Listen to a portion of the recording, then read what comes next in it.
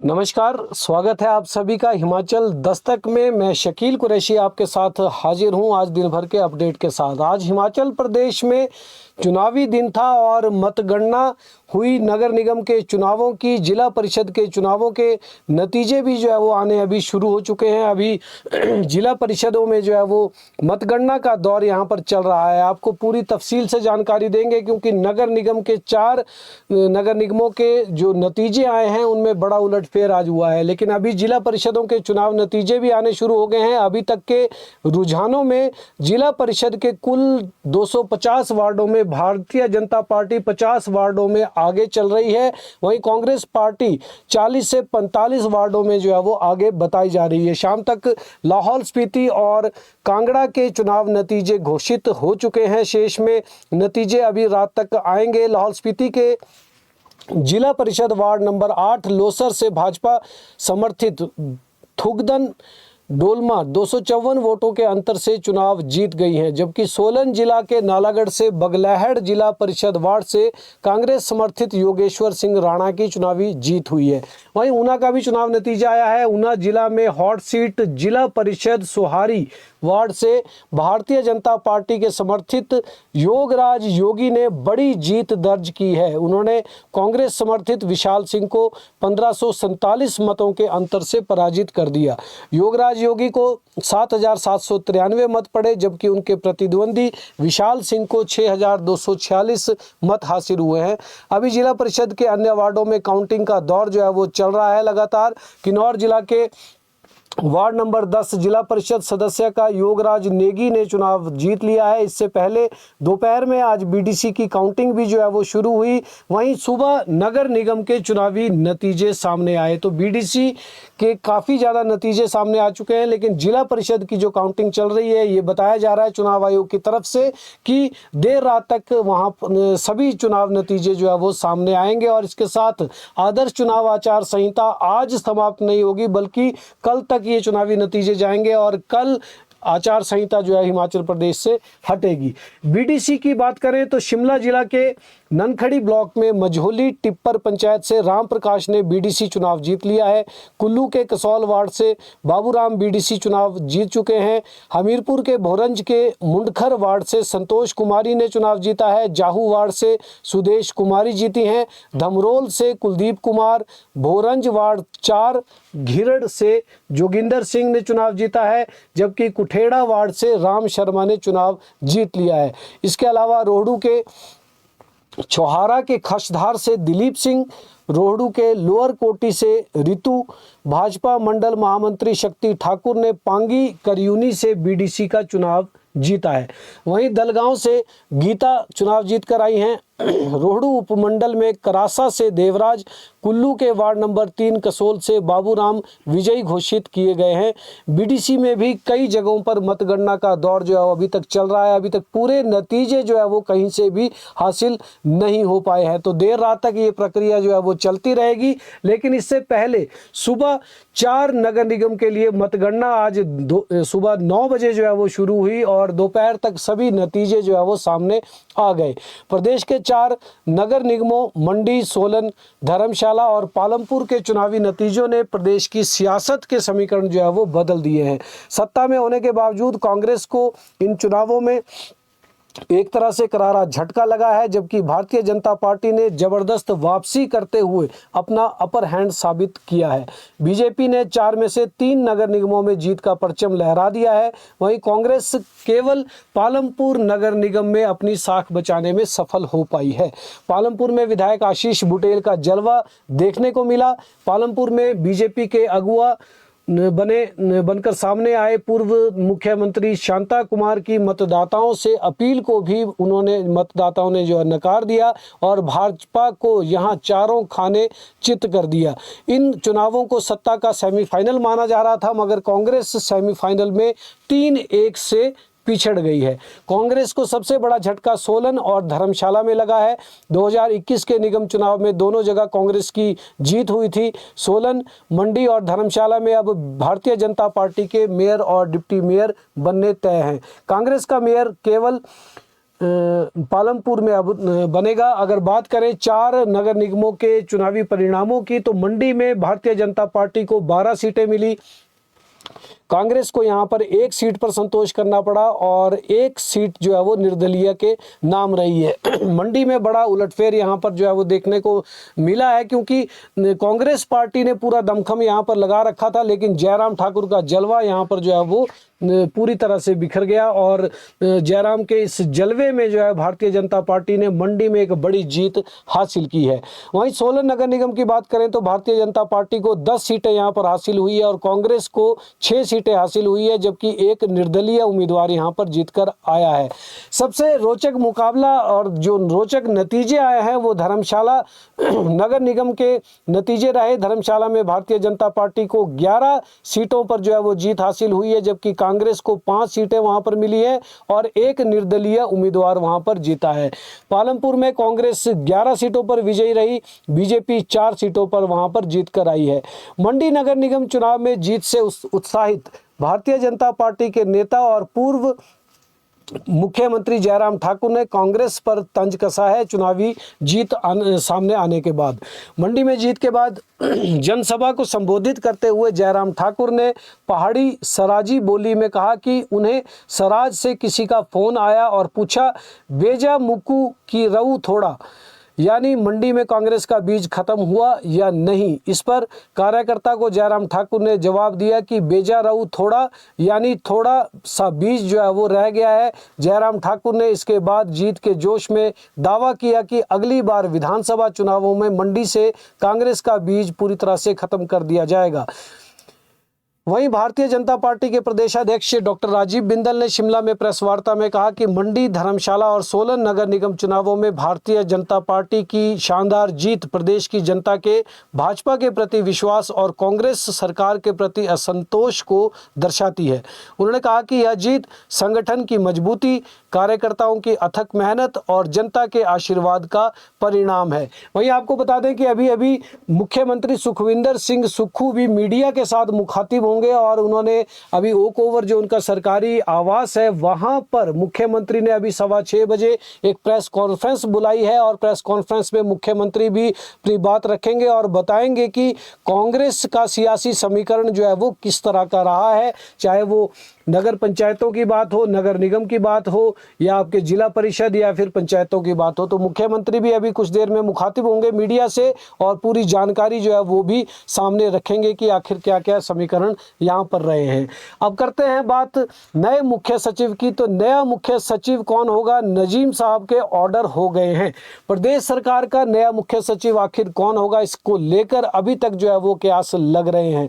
संजय गुप्ता पिछले कल सेवानिवृत्त हो गए, परंतु उनकी जगह पर अभी नए मुख्य सचिव के आदेश सरकार ने जारी नहीं किए हैं। लेकिन इस बीच अतिरिक्त मुख्य सचिव आरडी नजीम के नए ऑर्डर सरकार ने जरूर जारी कर दिए हैं। नजीम को चौधरी श्रवण कुमार कृषि विश्वविद्यालय पालमपुर का वीसी बनाया गया है। उनके पास यह अतिरिक्त कार्यभार होगा। राज्यपाल कविंद्र गुप्ता ने उनकी ये नियुक्ति के आदेश जारी किए हैं। नजीम अभी अतिरिक्त मुख्य सचिव परिवहन, उद्योग और खाद्य आपूर्ति विभाग का पद देख रहे हैं, जिनको अब वीसी की जिम्मेदारी भी देखनी होगी। वहीं नए मुख्य सचिव की बात करें तो सोमवार को आदेश जारी हो सकते हैं। आज रविवार का दिन है, हालांकि अभी मुख्यमंत्री की प्रेस वार्ता है, उसमें उनसे सवाल भी पूछा जाएगा और हो सकता है मुख्यमंत्री इस पर कोई जवाब दे। लेकिन ये उम्मीद की जा रही है कि कल इस मामले पर कोई आदेश सरकार जारी करेगी और नया मुख्य सचिव अपना जो है वो नियुक्त कर देगी। वरिष्ठता के आधार पर देखा जाए तो के पंत इसमें सबसे ऊपर आते हैं और वहीं दूसरे स्थान पर ओंकार शर्मा का भी नाम है, क्योंकि ओंकार शर्मा के पास सेवानिवृत्ति के लिए मात्र अब 7 महीने शेष बचे हैं। तो हो सकता है कि सरकार उनको मुख्य सचिव पद का जो है वो अतिरिक्त दायित्व सौंप दे, क्योंकि पंत के पास जो के पंत है उनके पास अभी काफ़ी ज़्यादा समय है। अब देखना ये होगा कि सीएम किस पर दांव खेलते हैं। इसको लेकर अफसरशाही की उत्सुकता जो है वो बढ़ी हुई है। माना जा रहा था कि हो सकता है कि सरकार जो है वो रविवार के दिन ही कोई आदेश जारी कर देती, क्योंकि पद जो है वो खाली हो चुका है। पिछले कल संजय गुप्ता रिटायर हो चुके हैं और अभी तक जो है वो नए मुख्य सचिव के आदेश जारी नहीं हुए हैं। लेकिन मुख्यमंत्री सुखविंदर सिंह सुक्खू ने अभी तक अपने पत्ते नहीं खोले हैं और अब ये माना जा रहा है कि सोमवार को यानी कल जो है वो नए मुख्य सचिव को लेकर कोई आदेश यहाँ पर जारी हो जाएंगे। सरकार की तरफ से चुनाव आयोग को जवाब गया है। आदर्श चुनाव आचार संहिता हालांकि हटने वाली है, जिला परिषदों के चुनाव नतीजे आने के बाद इसे हटाया जाएगा, लेकिन अभी प्रदेश में आचार संहिता फिलहाल लागू है। इस बीच आचार संहिता के उल्लंघन की जो शिकायत भारतीय जनता पार्टी ने सरकार के खिलाफ की थी, उस पर चुनाव आयोग को सरकार से जवाब आ गया है। कैबिनेट बैठक को लेकर सवाल उठाया गया था, जिस पर सरकार की तरफ से कहा गया है कि पहली बार आचार संहिता के दौरान कैबिनेट बैठक नहीं हुई है, बल्कि पहले भी होती रही है। ये कोई पहली बार इस तरह की प्रैक्टिस नहीं हुई है। आधिकारिक रूप से बैठक में लिए गए फैसलों का कोई प्रचार प्रसार नहीं किया गया और ना ही अभी तक मिनट्स जो है इस कैबिनेट बैठक के तैयार किए गए हैं। इनको आचार संहिता हटने के बाद ही लागू किया जाएगा और उसी समय इनको जारी किया जाएगा। तो सरकार ने अपनी तरफ से जवाब जो है वो राज्य चुनाव आयोग को दे दिया है। अब चुनाव आयोग इस पर क्या फैसला लेता है, ये आगे देखना होगा। हाईकोर्ट से ऑर्डर आए हैं। हाईकोर्ट ने अनुकंपा नियुक्ति मामले में कहा है कि सरकारी कर्मचारी की सेवा काल में मृत्यु होने पर उसके आश्रित को नीति के विपरीत दैनिक वेतनभोगी के रूप में नियुक्त करना पूरी तरह से गैर कानूनी है। न्यायाधीश अजय मोहन गोयल की अदालत ने याचिका को स्वीकार करते हुए सरकार को निर्देश दिए हैं कि याचिकाकर्ता की 2010 की नियुक्ति को अनुबंध आधार पर माना जाए और उसी अनुसार उन्हें पिछले सभी वित्तीय लाभ जो है वो प्रदान किए जाए। हालांकि वित्तीय एरियर को याचिका दायर करने की तारीख से 3 वर्ष पहले तक के लिए ही सीमित रखने को कहा है, जिसके बाद का भुगतान वास्तविक रूप से किया जाएगा। हिमाचल सरकार ने युवाओं को स्वरोजगार देने के लिए शुरू की गई राजीव गांधी स्वरोजगार योजना 2023 के तहत ई टैक्सी सेवा की चयन प्रक्रिया में बड़ा बदलाव किया है। ई टैक्सी योजना में चयन के लिए अब क्षेत्रीय परिवहन अधिकारी RTO ड्राइविंग टेस्ट लेंगे। परिवहन विभाग ने इसे लेकर अधिसूचना जारी कर पात्रता तय करने की प्रक्रिया को संशोधित कर दिया है। नई व्यवस्था के अनुसार योजना के तहत ई टैक्सी खरीदने की अनुमति प्राप्त करने के इच्छुक आवेदकों को अब संबंधित क्षेत्रीय परिवहन अधिकारी RTO द्वारा आयोजित की जाने वाली ड्राइविंग टेस्ट से जो है वो गुजरना होगा। आज एक बड़ी खबर पंजाब राज्य से आई है, क्योंकि पंजाब सरकार ने पुरानी ठेकेदारी रोजगार प्रणाली को जो है वो अपने यहाँ पर ख़त्म करने का फैसला लिया है। इस फैसले से विभिन्न सरकारी विभागों में काम कर रहे पंजाब में 65,000 से अधिक आउटसोर्स और कच्चे कर्मचारियों को पक्का करने का रास्ता भी साफ हो गया है।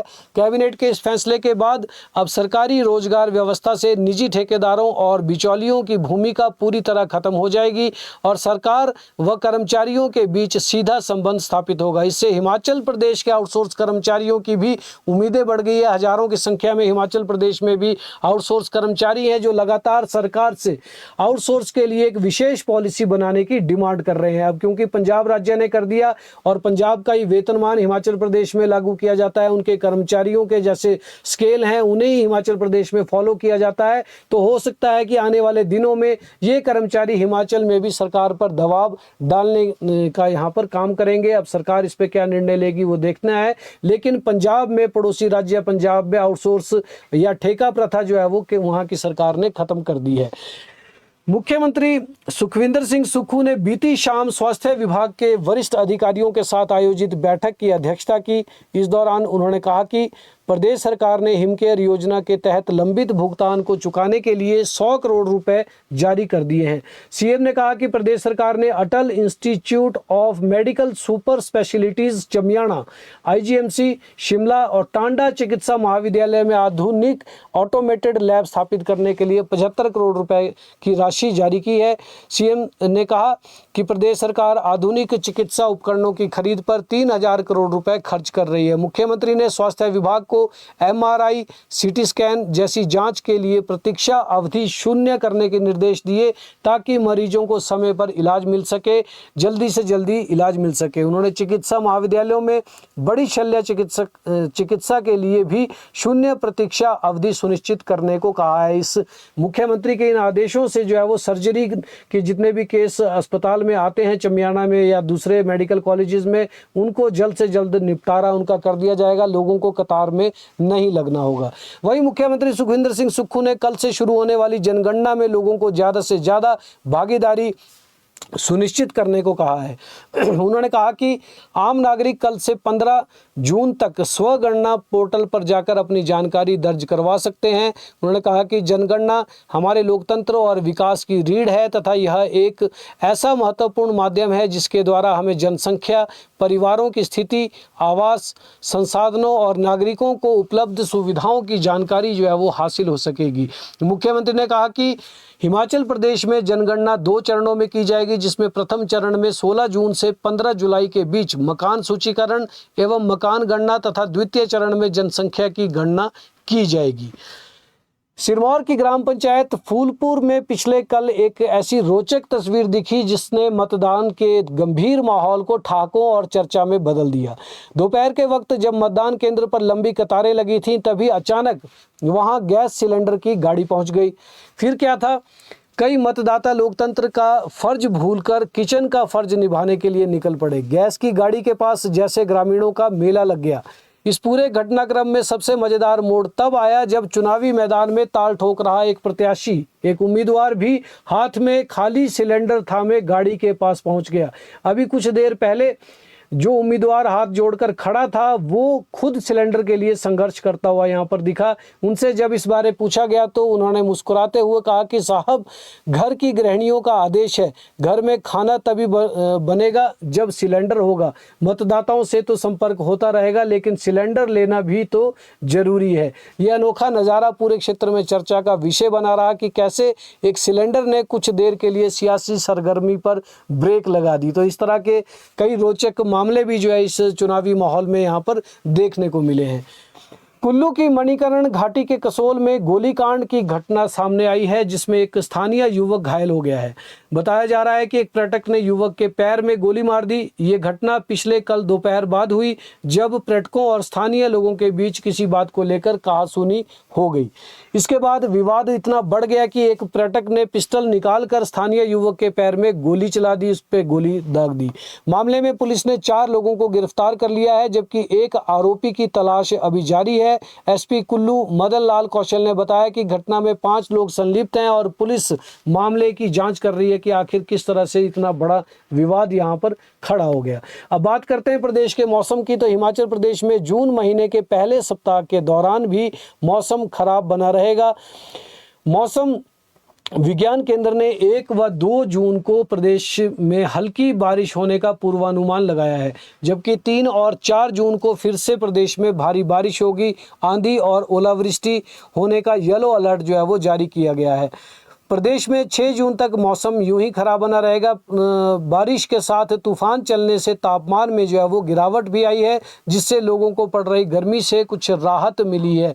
शिमला की बात करें तो शिमला में आज दोपहर में हल्की सी बारिश हुई है। पर ऊपरी शिमला में भी कुछ स्थानों पर हल्की बारिश जो है वो देखने को मिली है और पिछले कल भी बारिश हुई थी और इससे जो है वो मौसम में थोड़ी सी ठंडक हो गई है, जहाँ पर काफ़ी ज़्यादा गर्मी यहाँ पर पड़ रही थी। लेकिन मैदानी इलाकों में अभी भी हालात जो है वो गर्मी के उसी तरह के हैं और लोगों को काफ़ी ज़्यादा परेशानी हो रही है। लेकिन मौसम विज्ञान केंद्र के अनुसार आगामी कुछ दिनों में और बारिश का दौर चलता रहेगा और मौसम में बदलाव जो है वो हिमाचल प्रदेश के मौसम में देखने को लगातार मिलता रहेगा। तो फिलहाल इस बुलेटिन में इतना ही। कल शाम ठीक 6 बजे दोबारा आपसे मिलेंगे। तब तक के लिए इजाज़त दें।